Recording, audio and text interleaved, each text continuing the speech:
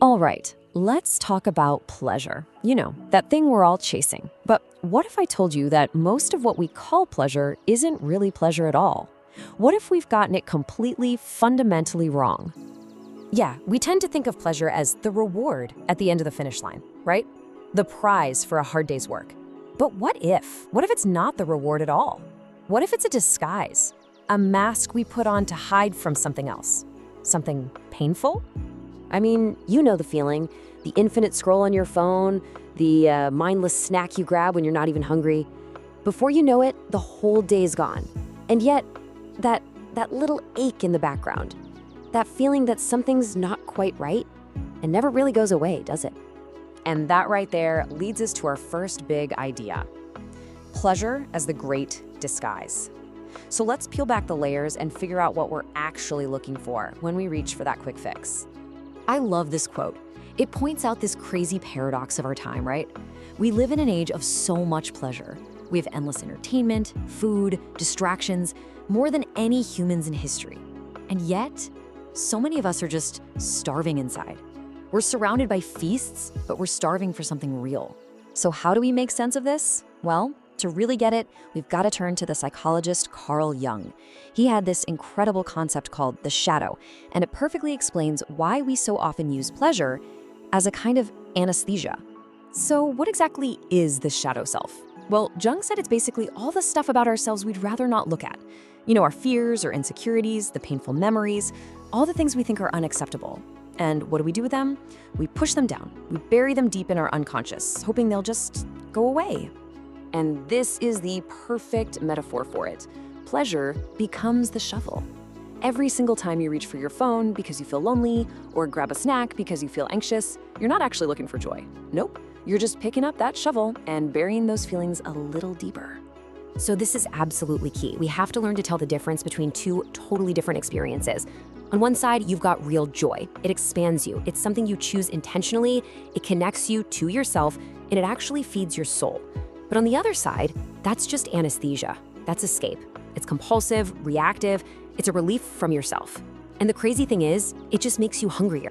Okay, so where in the world did we learn to do this? Because this behavior doesn't just pop up out of nowhere, right? It's a learned response. It's a pattern of avoidance that gets wired into our brains when we're really, really young. And for a lot of us, it starts with something I call the scraped knee and a cookie effect. It sounds so simple, so innocent, but this one little interaction teaches us a really powerful and honestly a pretty damaging lesson about dealing with pain. Let me break down exactly how this wiring happens. Okay, step one, a kid falls, scrapes their knee. It hurts, so they cry. Pretty simple.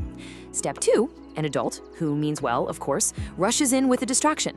A cookie, a cartoon, anything to stop the crying. And it works. But then we get to step three, and this is the really crucial part. The kid's brain forges this powerful link. The lesson it learns isn't, how do I feel and process this pain? No, the lesson is, when I feel bad, pleasure makes it go away. And as we get older, that childhood wiring just gets stronger and stronger.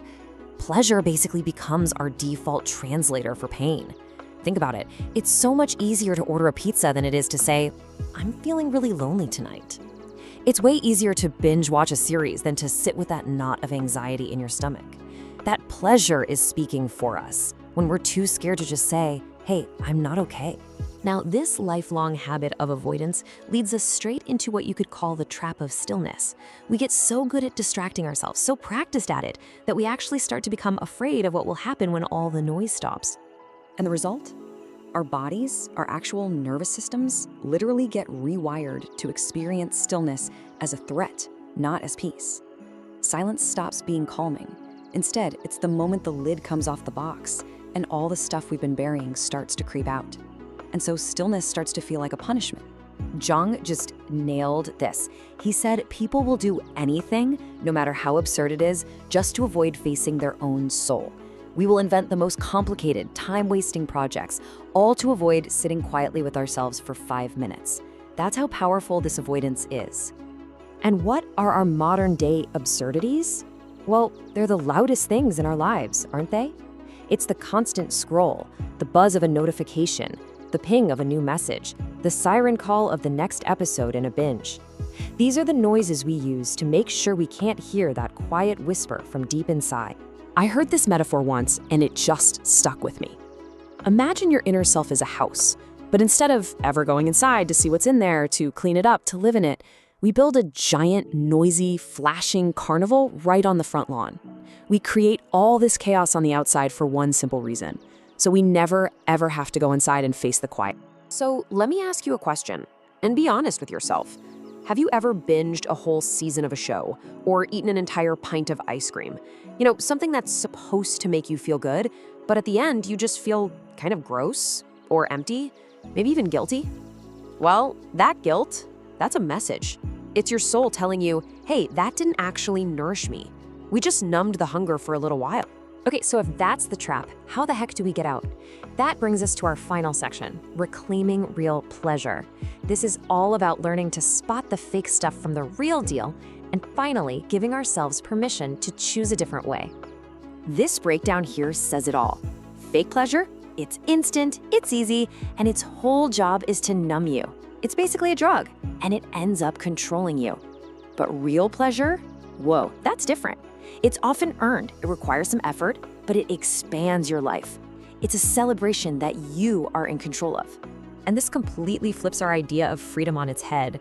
We think freedom means I can do whatever I want, whenever I want, binge all night, eat whatever. But that's not it. Real freedom, true freedom, is not needing to be distracted from yourself anymore. The most liberating thing in the world is to be able to just sit peacefully in your own company. So here's the bottom line. In a world that is literally designed to profit from your distraction, the most rebellious thing you can possibly do is to choose to be present. It's a quiet revolution against all that noise, and it's the very first step to taking back your own life. And that's really the whole point of this, isn't it? Jung said it best, the privilege of a lifetime is to become who you truly are. But you can't do that if you're always running away. You can't become yourself if you're using pleasure as a place to hide. You have to show up. You have to be present to finally meet the person you were always meant to become. So I want to leave you with one simple, practical tool, something you can use today. The next time you feel that pull, that craving for your phone, for that snack, for whatever your go-to distraction is, just for a second, pause. Don't judge it, don't fight it. Just take a breath and gently ask yourself one question. What do I truly need right now? Listen for the answer. It might just surprise you. And honestly, it might just change everything.